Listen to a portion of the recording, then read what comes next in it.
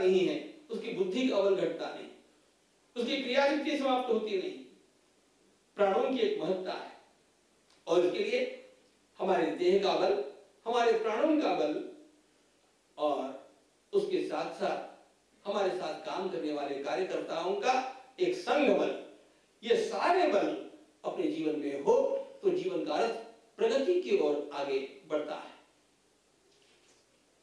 भगवान इसके पश्चात विवेक का उल्लेख करते हैं। बल विवेक दम परहित घोरे। मनुष्य के पास खूब बल हो तो अनेक बार जो काम उसके जीवन में उससे नहीं होने चाहिए ऐसे भी काम होते हुए दिखते हैं। और इससे भगवान संतुलन रखते हुए कहते हैं बल भी होना चाहिए, बल के साथ ही विवेक भी होना चाहिए।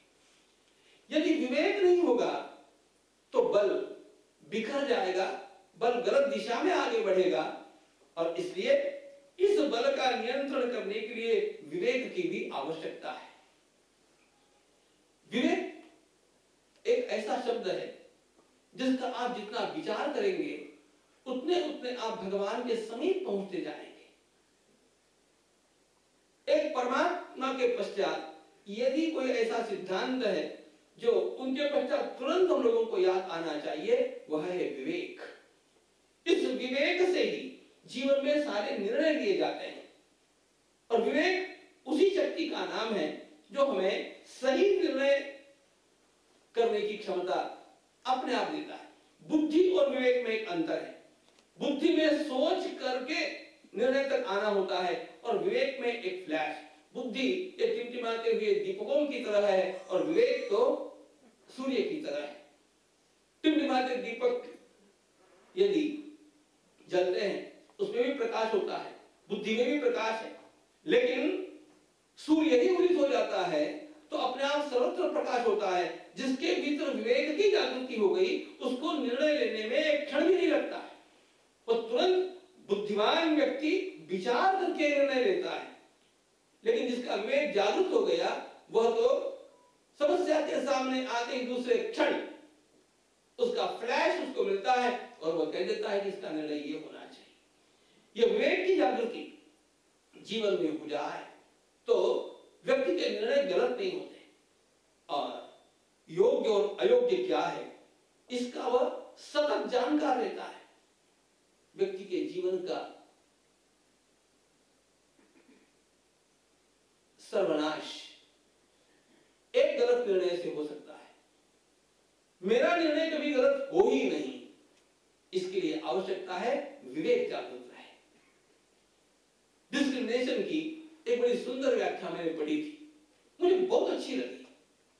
Discrimination is the border line between risk and success. थोड़े इधर गए तो सक्सेस है और थोड़े उधर गए तो रिस्क है। इसके बीच की रेखा है डिस्क्रिमिनेशन, यह विवेक है। और इसलिए मनुष्य को सही और गलत पे निर्णय करने की यह क्षमता अपने भीतर विकसित करनी चाहिए। यह विवेक उसका जागरूक हो जाए तो वह स्वयं कभी भी गलत दिशा में अपने बल को जाने देगा नहीं। बल किसी के पास है लेकिन वह बल गलत मार्ग में भी जा सकता है।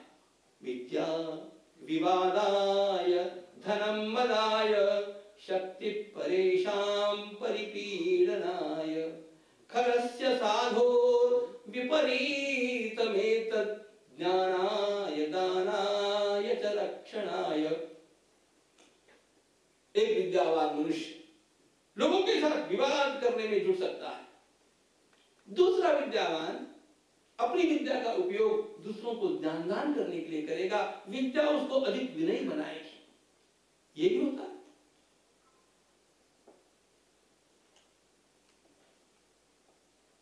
संपत्ति का बल वह भी एक बल है जिसकी भी उपेक्षा नहीं की जानी चाहिए। भगवान स्वयं जब बल का नाम लेते हैं तो उसमें भगवान अपने पास अर्थ का भी बल हो यह भी आवश्यक मानते हैं। अगर संपत्ति का बल भी दूसरी ओर जा सकता है यदि विवेक जागरूक न हो। मेरे पास संपत्ति है, मेरे पास शक्ति है, मेरे पास विद्या है। विवेक नहीं होगा, इनका दुरुपयोग होगा। विवेक होगा, इनका सदुपयोग होगा। इनका दुरुपयोग करने वाला ही राक्षस कहलाता है और इसका सदुपयोग करने वाला ही साधु कहलाता है। संपत्ति वही है, एक ने कहीं लगा दी बुरे काम में, एक ने उसी संपत्ति को अच्छे काम में लगाया। मेरे पास बुद्धि है, मैंने गलत कामों में लगा दी और किसी ने अच्छे कामों में लगा दी। अब कहां लगाना, यह जो निर्णय करने की क्षमता है, इसका नाम है विवेक। और यह विवेक वैसे सरलता से प्राप्त नहीं होता है, बड़ा दुर्लभ है। आज चाणक्य ने कहा, विनय से मूलम बुद्धों सेवा।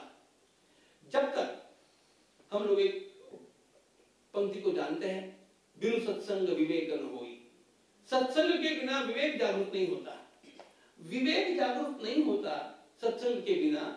यह हम साधकों के लिए, भाविकों के लिए ठीक बात है।